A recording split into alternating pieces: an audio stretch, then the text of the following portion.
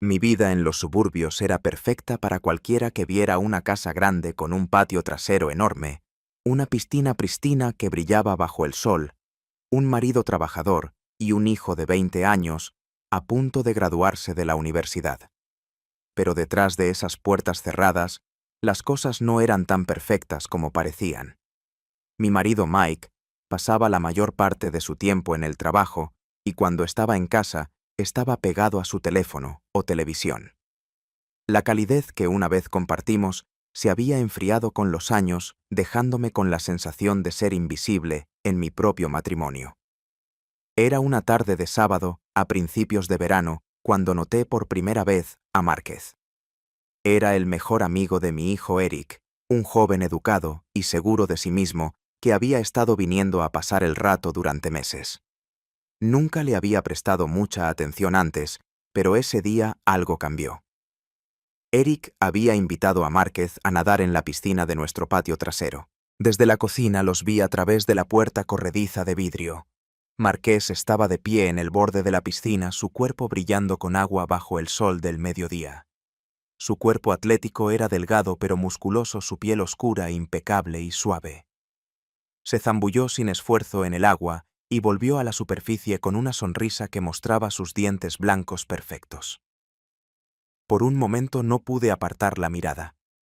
No era solo su apariencia lo que me llamó la atención, era su confianza, la forma en que se comportaba tan diferente del comportamiento distante y cansado de mi esposo. Sentí una extraña verena agitación dentro de mí, una que no había sentido en años. Me sacudí la sensación y volví a concentrarme en los platos, pero mi mente seguía divagando hacia él. Durante las siguientes semanas, Márquez comenzó a pasar más tiempo en nuestra casa. Él y Eric hacían ejercicio juntos en nuestro garaje.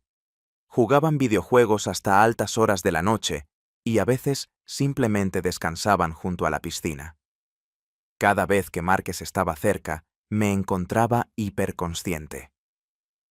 Una tarde, mientras Eric corría a la tienda, Márquez entró a tomar una copa. Yo estaba en la cocina preparando la cena. «Señora Black, ¿le importa si tomo un poco de agua?», preguntó Márquez. Su voz profunda me sobresaltó.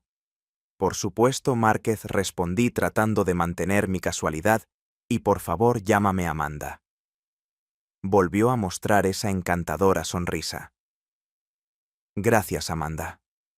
Cuando alcanzó un vaso, nuestras manos se rozaron accidentalmente. Fue un momento pequeño y fugaz, pero me provocó una sacudida. Rápidamente retiré mi mano esperando que no hubiera notado la forma en que se me entrecortaba la respiración. «Lo siento por eso», dijo con una risita. «Está bien», murmuró con las mejillas sonrojadas. Después de que salió de la cocina, me apoyé en la encimera tratando de calmar los pensamientos acelerados en mi cabeza. ¿Qué me estaba pasando? Era una mujer casada de unos 40 años. Pero allí estaba sonrojándome. Habíamos ido a la cama. El agua brillaba bajo la luz de la luna. Sus suaves ondulaciones reflejaban la inquietud en mi corazón. Ya no podía negarlo. Había algo en Márquez que me atraía, algo que no podía explicar ni controlar. Me dije a mí misma que era solo un flechazo inofensivo, algo que se desvanecería con el tiempo. Pero en el fondo sabía que no era así. La forma en que me miró ese mismo día no era solo algo que estaba en mi cabeza. Había algo tácito entre nosotros. Una chispa que no podía ignorarse. A medida que avanzaba la noche decidí dejar de lado estos sentimientos. Era esposa madre y tenía una familia que proteger. Pero incluso mientras me hacía esa promesa a mí misma, no pude evitar preguntarme. Mantente atento para descubrir cómo un momento de debilidad puede desbaratar una vida. No olvides darle me gusta y suscribirte para ver más historias apasionantes y dramáticas que se adentran en los rincones más profundos del corazón humano. Traté de ignorar los sentimientos, de enterrarlos bajo la rutina de mi vida diaria, pero Márquez lo hizo imposible. Su presencia llenaba cada rincón de mi casa, su risa resonaba a través de las paredes Su aroma permanecía en el aire. Mucho después de que saliera de una habitación, pasó una semana después de aquella noche, junto a la piscina, cuando las cosas dieron un giro inesperado. Eric y Marqués estaban jugando al baloncesto en la entrada de nuestra casa, con las camisetas tiradas a un lado. Por el calor del verano, había abierto la ventana de la sala de estar para que entrara un poco de aire, y sus bromas divertidas flotaban en el interior. Traté de concentrarme en doblar la ropa, pero mis ojos seguían desviándose hacia Márquez. Cuando terminaron de jugar, Eric corrió adentro para agarrar algo de su habitación, dejando a Márquez en el porche con una botella de agua. Me sorprendió mirarlo por la ventana y sonrió. No era solo una sonrisa amistosa, era una sonrisa de complicidad, como si pudiera ver a través de mí. Mi corazón se aceleró y rápidamente miré hacia otro lado, fingiendo estar ocupada con la ropa. «¡Lindo día!». No, la voz de Márquez me sobresaltó. Estaba de pie justo afuera de la ventana, ahora apoyado casualmente contra el marco. «Sí lo es», respondí tratando de mantener mi voz firme. «Debería salir más, señora B. Tomar un poco de sol», dijo su tono ligero, pero mezclado con algo que no pude identificar. «Estoy bien aquí, pero...». «Gracias», dije forzando una sonrisa antes de darme la vuelta. Pero sus palabras persistieron. No fue solo la sugerencia, fue la forma en que lo dijo, como si me estuviera desafiando. Más tarde esa noche me encontré sola en la cocina limpiando después de la cena. Márquez entró sus pasos suaves sobre el azulejo. «¿Necesitas ayuda?», preguntó su voz baja y suave. «No, yo me encargo», respondí evitando su mirada. Pero él no se fue, en cambio se apoyó contra el mostrador observándome. «Trabajas demasiado, lo sabes». Hice una pausa olvidando el plato en mi mano. «Nadie me había dicho algo así en años, es lo que hago», dije con un pequeño encogimiento de hombros. «Bueno, tal vez alguien debería cuidarte», dijo, sus ojos fijos en los míos. Se me cortó la respiración. Ahí estaba otra vez esa chispa, esa tensión tácita entre nosotros. Sabía que debía alejarme, decir algo para terminar esto, pero no podía. Estaba congelada, atrapada en su mirada como una polilla en una llama. Antes de que pudiera responder, Eric entró en la habitación, rompiendo el momento. Márquez se enderezó, su sonrisa relajada regresó. «Gracias por la cena, señora Black», dijo antes de salir con Eric, pero sus palabras flotaron en el aire, más pesadas de lo que quería admitir. Los siguientes días fueron un borrón de miradas robadas y toques fugaces. Una vez en la cocina nuestras manos se rozaron de nuevo, y esta vez ninguno de los dos se apartó de inmediato. En otra ocasión, mientras pasaba por su lado en el pasillo, su brazo rozó el mío, provocando un escalofrío por mi columna vertebral. Sabía que esto era peligroso. Estaba caminando sobre una cuerda floja y un paso en falso podría destruirlo todo. Pero cuanto más intentaba resistirme, más me sentía atraída por él. Una tarde, mientras Eric estaba haciendo recados, Márquez se quedó atrás. Estaba sentada en el patio, bebiendo un helado, cuando él se unió a mí. «¿Te importa si me siento?», preguntó. Por supuesto que no, respondí tratando de sonar casual. Durante un rato nos sentamos en silencio. Los únicos sonidos eran el canto de los pájaros y el zumbido distante del tráfico. Luego se volvió hacia mí. «Pareces diferente últimamente». «¿Todo bien?», dudé sin saber cómo responder. «Solo tengo muchas cosas en la cabeza», dije finalmente. «Sí, si hay algo que pueda hacer». Su voz se apagó, pero la implicación era clara. Lo miré de verdad, y en ese momento sentí que algo cambiaba. Ya no era solo atracción, era un anhelo y una necesidad de volver a sentirse viva. A veces una decisión puede cambiarlo todo. «Amanda, ¿cederás a tus deseos o te alejarás del borde?». Dale me gusta y suscríbete para seguir esta apasionante historia de pasión y traición. El momento en que se dio fue inevitable. Aunque había pasado semanas convenciéndome de lo contrario, era una tarde húmeda de viernes y Eric y yo habíamos ido a un partido de béisbol en la ciudad. La casa estaba inusualmente tranquila, el tipo de silencio que permite que tus pensamientos vaguen hacia territorio peligroso. Márquez se quedó esa noche diciendo que no era fanático del béisbol. No lo cuestioné. Una parte de mí estaba aliviada de que se quedara, otra parte estaba aterrorizada. Estaba sentada en el sofá con un libro, aunque no podía concentrarme en una sola página. Márquez apareció en la puerta, su alta silueta recortada contra la tenue luz del pasillo. ¿Te importa si me uno a ti?, preguntó, sosteniendo un vaso de agua. Por supuesto, dije, mi voz apenas por encima de un susurro. Se sentó a mi lado más cerca que nunca. El aire entre nosotros se sentía eléctrico, cargado con la tensión que habíamos estado viviendo durante semanas. «Pareces nerviosa», dijo. Después de un momento, con voz suave. «Estoy bien», mentí. Aunque mis manos temblaban levemente mientras pasaba la página de mi libro, extendió la mano y tomó suavemente el libro de mis manos, colocándolo sobre la mesa de café. «Amanda, no tienes que fingir conmigo», escuchó diciendo mi nombre así, sin las formalidades, sin la pretensión. Me hizo estremecer. Me giré para mirarlo. Mi resolución se desmoronó. No bajo el peso de su mirada, no puedo, comencé, pero las palabras se atascaron en mi garganta. «Tú puedes», dijo con su voz firme y segura. «Sé que tú también lo sientes». Y en ese momento dejé de pensar. Dejé de preocuparme por lo correcto o lo incorrecto, por las consecuencias que se desmoronaran. Me incliné y él me encontró a mitad de camino. Cuando nuestros labios se tocaron fue como si se abrieran las compuertas.